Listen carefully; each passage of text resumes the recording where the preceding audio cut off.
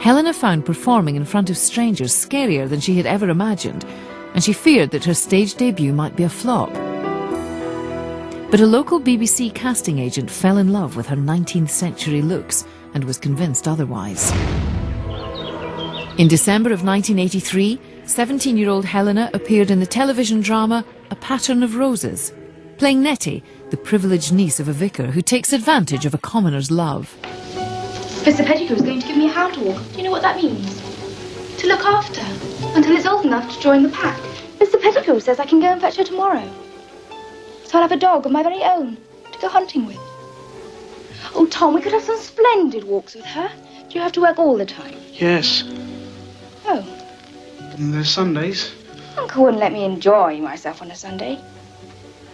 But there's hours lessons. Oh, Tom, we could go... Although Helena was on screen for less than 10 minutes, her first role caught the attention of one of England's most prominent agents. I turned the television on and there was a very sweet little children's film called A Pattern of Roses. I suddenly saw this girl who had a very small part, who was exquisitely beautiful. And I noticed that it was cast by a friend of mine. She said, oh, it's a girl called Helena Bonham Carter. She's at Westminster School, and I think she wants to be an actress. Only weeks later, Helena signed up with Conway. Although with just one credit to her name and little formal training, she continued to prepare for her college entrance exams. But that year, she was caught completely unprepared when theatre director Trevor Nunn called her to try out for the lead in his film, Lady Jane. Helena felt out of her league. She was preoccupied with studying and had no idea what to expect from a film audition. The director persisted, and after weeks of putting him off, Helena finally gave in. She showed up for the reading in jeans, a sweatshirt and trainers. But Nunn sensed her potential and offered her the title role. She just had a wonderful quality about her. I mean, there was something, that rare word, charisma.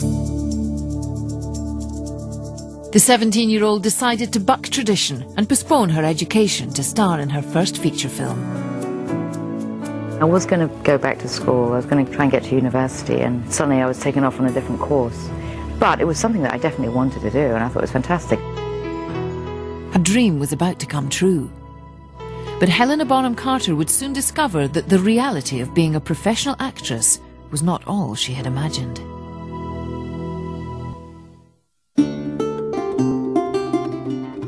In 1985, 17-year-old Helena Bonham Carter began production on the 16th century love story Lady Jane, opposite Cary Elwes and such classically trained stage actors as Patrick Stewart, John Wood and Michael Hordern. Helena played the tragic Lady Jane Grey, a teenage bride manipulated by scheming courtiers following the death of Edward VI. Majesty will try the crown? This isn't mine. It is, Your Grace. It is not my right. Your Grace will want to see it fits. Don't. I can't.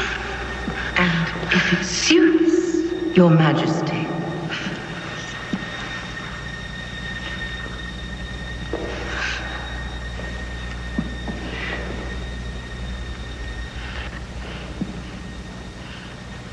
And so it does. Helena seemed perfectly cast as the doomed queen. But the actress felt inadequate among the experienced cast and struggled through her first major role. I think Lady Jane was a challenge, and she was terribly young then. She was surrounded by extremely experienced, mostly stage actors, and a lot of Royal Shakespeare Company actors who had all worked with Trevor Nunn. It was completely bewildering. I mean, I didn't realise, with ignorance, there's a huge sort of fearlessness that comes, and I thought I knew what I was doing, but I didn't. Afraid of exposing her insecurities, Bonham Carter kept everyone at arm's length.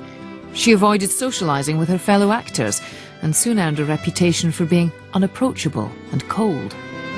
When you're 18 and it's your first movie, you don't really know what you're doing, I don't think. You're just trying to get on with it. Helena's portrayal of Lady Jane was a success, although some critics dismissed the aristocratic beauty as a dilettante blessed with beginner's luck. I think there's a great prejudice in England that you've got to have gone through the rep system for 25 years and then the RSC for another 15, but it's just that small bunch of naysayers saying, well, you know, you should have done this or you should have done that. I just think that whether they have been to drama school or whatever, you either believe somebody or not. During the 1980s, period dramas like Chariots of Fire and Heat and Dust revitalised British cinema, and the producing and directing team of Ishmael Merchant and James Ivory had become synonymous with the trend. They worked with Greta Scacchi, Vanessa Redgrave and Isabella Gianni. And that year, they were under pressure to cast an actress of the same calibre in the lead in their latest screen venture. But when the filmmakers saw a photo of Helena Bonham Carter, they were convinced she was their perfect turn-of-the-century heroine. Once again, Helena went off to an audition, petrified that she was in over her head and wanted only for her looks. The meeting was in our apartment in London. She sort of slouched on the sofa with her feet out in front of her and just kind of sat there with a frown, and her eyebrows knit like this, like the sort of privileged teenager she was at that time, and didn't say much. But there was something immediately that I liked about her. Despite her reservations, Helena landed the role of a lifetime, playing Lucy Honeychurch, an uptight bride-to-be in Merchant Ivory's adaptation of E.M. Forster's Victorian novel, A Room with a View.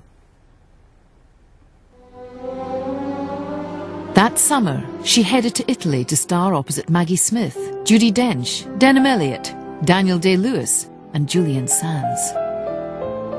I remember the day before we were due to start filming, Jim Ivory saying, you know, there's a lot of pressure for us to pull the plug on the whole film unless we took this sort of mainstream casting. But she made an indelible impression.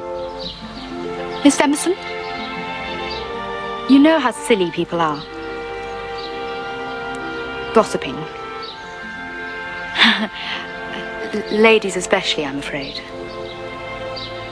You understand what I mean? No. I mean, would you not mention it to anyone? My foolish behaviour.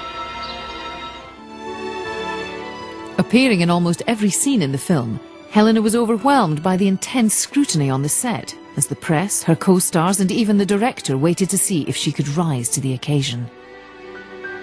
You worry because the talent hasn't really been demonstrated. It's just a hunch that she'd be good. She was very unsure of herself at first. It took her about 3 weeks to really kind of get into the part.